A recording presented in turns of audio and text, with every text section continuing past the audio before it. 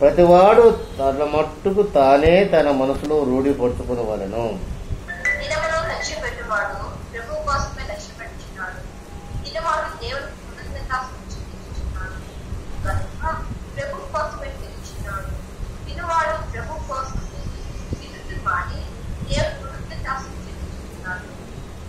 మనలో ఎవడనో తన కోసమే బ్రతుకడు, ఎవడనో తన కోసమే చనిపోడు.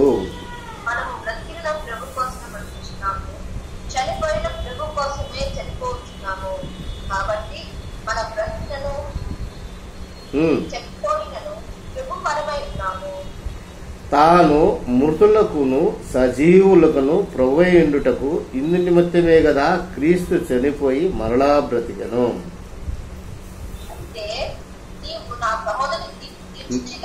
నీ సహోదరునికి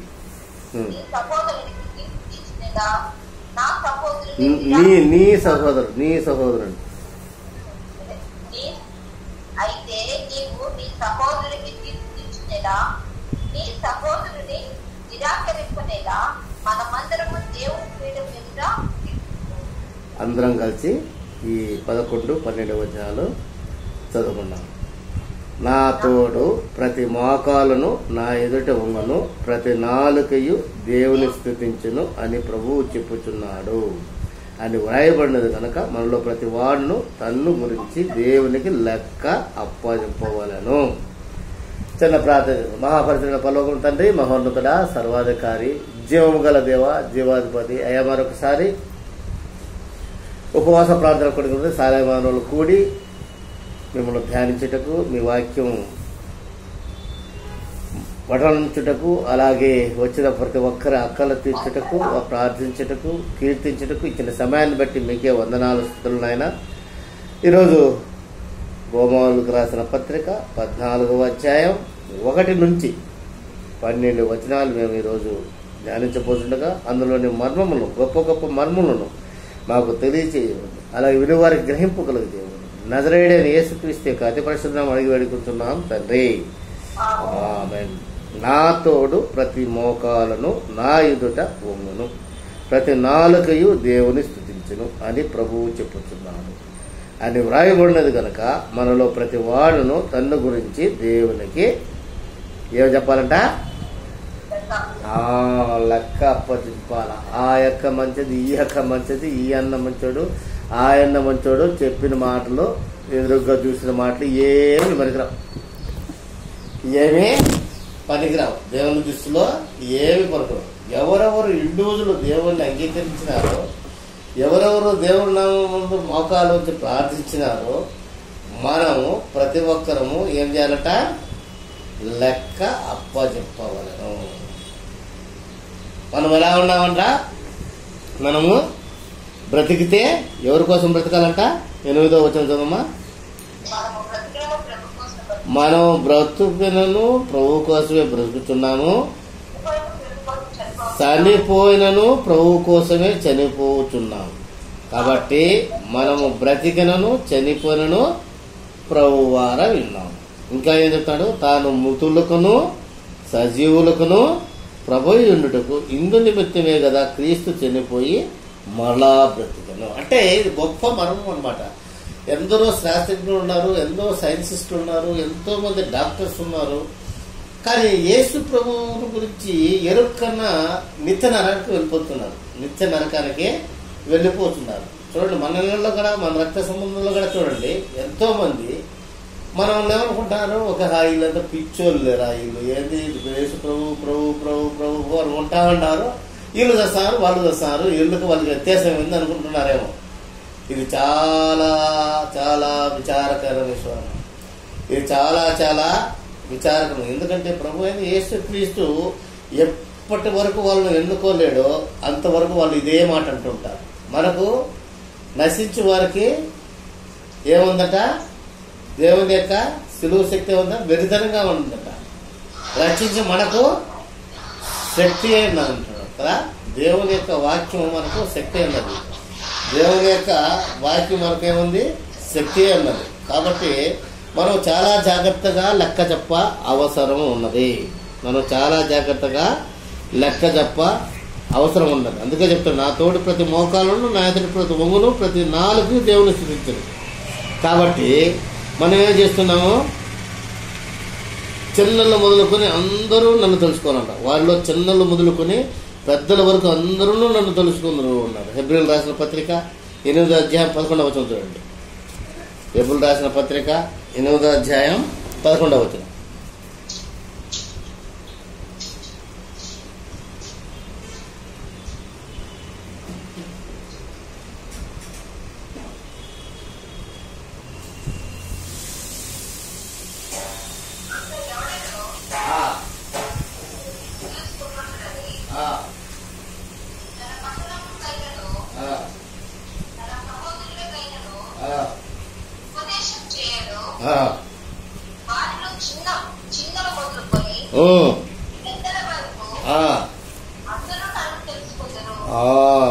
తప్పించుకుంటాం అనుకుంటారేమో వీళ్ళు. చిన్నల మొదలుకొని పెద్దల వరకు అందరినీ మన ప్రభువుని యేసుని తెలుసుకుంటారు. అటు ఆ మాట చేస్తాడు ఆయన, చేస్తాడు. ఆ మాట తెలుసుకొని కూడా అంగీకరించకపోతే ఎక్కడ పోతారు వాళ్ళు? రెండవ మరణం అటువంటి నరకానికి వెళ్ళగలుగుతారు. ఎందుకంటే మన ప్రభువు దీర్ఘశాంతం గలవాడు. అందువల్లే 2025 సంవత్సరాలు ప్రతి ఒక్కరి సువార్త అందాలని ఇంకా వేచున్నాడు. ఎప్పుడైనా రావచ్చు ఆయన, ఎప్పుడైనా రావచ్చు. కాబట్టి మనం మన లెక్కలు సరిచూసుకోవాలా. ఇంకేం చేయాలంటే మనం విశ్వాస విషయమై మొదటి వచనం 14వ వచనం 14వ అధ్యాయం రోమపత్రిక మొదటి వచనం చదవమా. విశ్వాసం విషయమై 14 రోమపత్రిక 14వ అధ్యాయం మొదటి వచనం. విశ్వాస విషయమై బలహీనమైన వారిని చేర్చుకునడి, ఆయనను సంశయములు తీర్చుటకు వాదములు పెట్టుకొనవద్దు. సంశయములు తీర్చడానికి మనం వాదాలు పెట్టుకోకూడదు. మనం సింపుల్ గా చెప్పాలా, అయా యేసు ప్రభువు ఉందో నీకు నిత్య జీవం ఉంది, ఆయన నమ్ముకున్నట్లయితే నువ్వు నిత్య జీవానికి పోతావు. లేని ఎడల నువ్వు ఎన్ని పల్టులు కొట్టి ఈ లోకంలో నీకు రెండో మరణం తప్పదు. అంతే. ఇంక వాళ్ళకి జాస్తి వాదన, నీ దేవుడు పెద్ద, నా దేవుడు పెద్ద, నీ దేవుడు ముందు వచ్చాడు, నా దేవుడు పెద్ద వచ్చాడు, నీ దేవుడు ఇది తినమన్నాడా, ఆ దేవుడు ఇది తినమన్నాడా, ఇది చేయమన్నాడా అని ఈ కహానీలన్నీ వదిలేసాలి. ఇక చాలా మనం ఏమైనా ఆత్మీయంగా ఎదుర్కొన్నప్పుడు ఇవన్నీ వదిలేయాలి. వాళ్ళ విగ్రహం తింటారు, వీళ్ళు పూజ చేస్తారు, వాళ్ళు నిమ్మకాయ పెట్టినారు, వీళ్ళు ఒక్కాక పెట్టినారు, వాళ్ళు బలి ఇచ్చినారు, వీళ్ళు దిలిచ్చారు. ఈ నో వితర్కాలు, నో వాదనాలు, ఎవరిని గురించి నువ్వు ఆలోచించమని లేదు, ఎవరు లేదు. ఎందుకంటే ప్రభు ఏమంటున్నాడు, ఒకడు ఒక దినం కంటే మరి ఒక దినము మంచిదని ఎంచుతున్నాడు, మరి ఒకడు 10 దినము సమానంగా ఎంచుతున్నాడు. ఒకడేమంటాడు, ఈ రోజు అష్టమి అయినా రేపు నవమి, మొన్నాడు ఈ ముహూర్తం పెట్టాలా, మొన్నాడు ఆ మంటారు. మన వాళ్ళు ఉన్నారు ఈ మాట, ఈ రోజు మంచి రోజు కాదు, ఇది అమావాస, మొన్నాడు పౌర్ణమి, ఇది అది అని చెప్పేసి లోక మర్యాదలతో మనం ఏం చూస్తున్నాం. ఒకడు మంచిదంటాడు, ఒకడు అంటాడు, ఒకడు అన్ని దినాలు మంచిదంటాడు, దేవుళ్ళు లేదు అన్ని దినాలు మంచిదాడు. కాబట్టి ఈ తర్క వితర్కాలు, ఈ వాదనలు మనకు పనికిరావమ్మా. ఇంకా మన ఓన్లీ మన గురి అంటే బ్రతికితే మనం వేసుకోసం బ్రతకాలా, చనిపోతే మనం వేసుకోసం. ఆయన మృతులకు సజీవులకు దేవుడే ఉన్నాడు, ఆయన మృతులకు కూడా దేవుడే అనుకున్నాను. వాళ్ళందరికీ దేవుడు. కాబట్టి మా రెండవ రాకడలో మృతులైన వారు మొదట లేస్తున్నారు. అర్థమైందా? దేవుని విషయంలో మరణించిన వారు మొదట లేస్తున్నారు, మన కాడికి ముందు మొదట లేస్తున్నాడు. చనిపోయిన వారే ముందు దేవుని కలుసుకోగలుగుతున్నారు. తర్వాత బ్రతికున్న వారు విశ్వాసంతో ఆఖరి వరకు ఉన్నారో వారు దేవునితో కలుస్తున్నారు. కాబట్టి ఇటువంటి గొప్ప విశ్వాసాన్ని మనం నిలబెట్టుకోవాలన్నమాట. ఎందుకంటే అతడు నిలుచును, ప్రభువు అతను నిలబెట్టును శక్తి గలవాడు. మనం అయితే నిలబడలేం, కానీ ప్రభువు శక్తి గలవాడు, ఆయన మనం నిలబెట్టగలడు. కాబట్టి మనం సజీవయంగా మన శరీరాలను ఆయనకు అప్పగించుకొని మనం ప్రభువారం ఉన్నను గ్రహించాలా. మనం చనిపోయినా క్రీస్తువారం అనిపించుకోవాలా, బ్రతుకున్నా క్రీస్తువారం అనిపించుకోవాలా. ప్రతి నాలుక, ప్రతి మోకాలు ఆయన నామమును స్తుతించాలా, ఆయన ప్రభువునే ఒప్పుకోవాలా. ఎందుకంటే విశ్వాస మూలం కానిది ఏదో అది ఏంటమ్మా? పాపం. విశ్వాస మూలం కాదేదో అదంతా పాపం. మనం అనుకుంటాం, మనం ఇది చేసినాము, అది చేసినాము, దశంభావం ఇచ్చినాము, ఇక్కడ పోయినాము, అక్కడ పోయినాము, ఇది ఇచ్చినాము, మనకేం పర్వాలేదు, అదంతా పాపం. ఒకటే ఒక విశ్వాసం చాలా. ప్రభువైన యేసుక్రీస్తు లోకానికి వచ్చినాడు, మనం రక్షించినాడు. ఆయన ద్వారానే మనము నిత్య జీవానికి పోగలము. ఆయన ద్వారా తప్ప వేరే మన శరీర కార్యాలు కానీ మన అన్ని మురికుండులతో సమానం అనే గొప్ప విశ్వాసం మనం చూడండి. చదవండి 14వ అధ్యాయం, అదే రోమపత్రికలో 23వ వచనం చదవండి.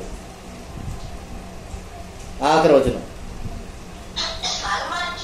అనుమానించువాడు తినేళ్ళ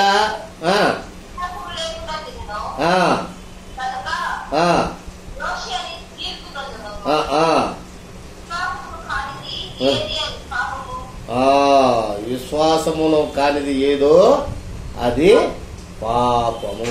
నువ్వు విశ్వసించు, ప్రార్థించుకో, ఇది తినాలా అది తినాలా, అక్కడ పోవాలి ఇక్కడ పోవాలా అంటూ ముట్టు ఏంటంటే ఏడూరు దివసము, ఇంట్లోకి రాకూడదు, బయటికి పోవద్దు, ఇవన్నీ మానుకోండి.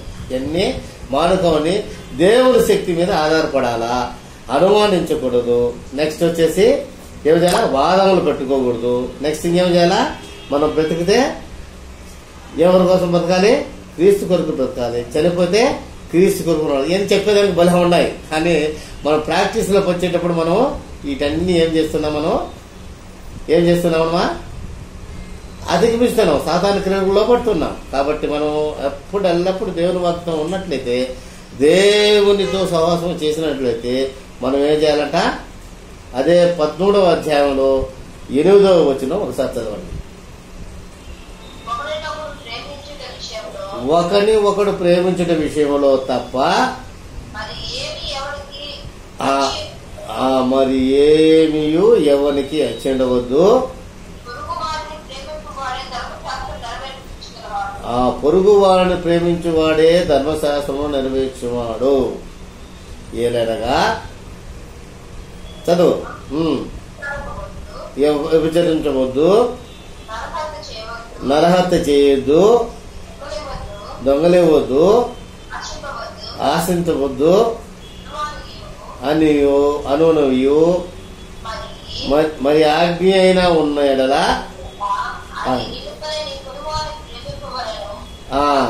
వాక్యమే సంచయముగా ఇమిడి ఉన్నది.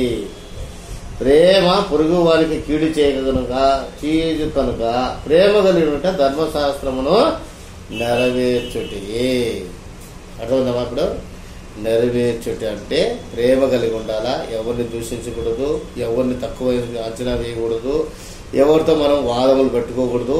మన ప్రభువైన యేసుక్రీస్తు యొక్క మార్గం గురించి మాత్రం బోధించి వాళ్ళను ప్రేమించి వాళ్ళను ఎక్కడి నుంచి తీసేలా, నరకము నుండి వెలుగుదేలా. అటు వారి కొరకు మనం ఈరోజు ప్రార్థిస్తాం. చిన్న చిన్న ప్రార్థనలు చేసుకుని మనం వాక్యాన్ని చూసాం. దేవుడి వాక్యమును దీవించునుగాక. ఆమేన్.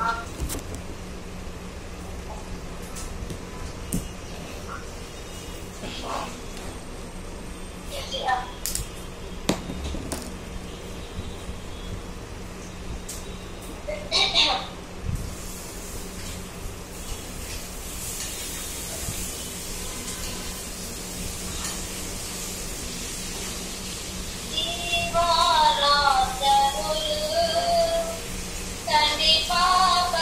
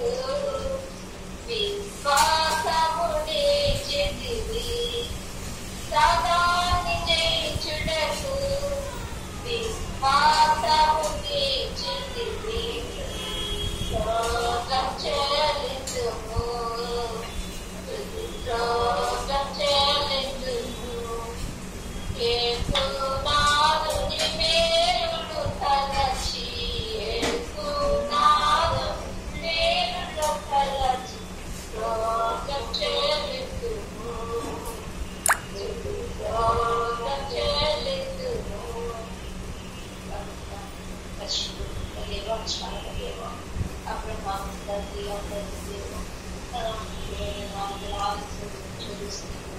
అయా తండ్రి తండ్రి మాట్లాడి వస్తుందా తీసుకున్నా అయా దయగల నా తండ్రి చూస్తున్నా అయా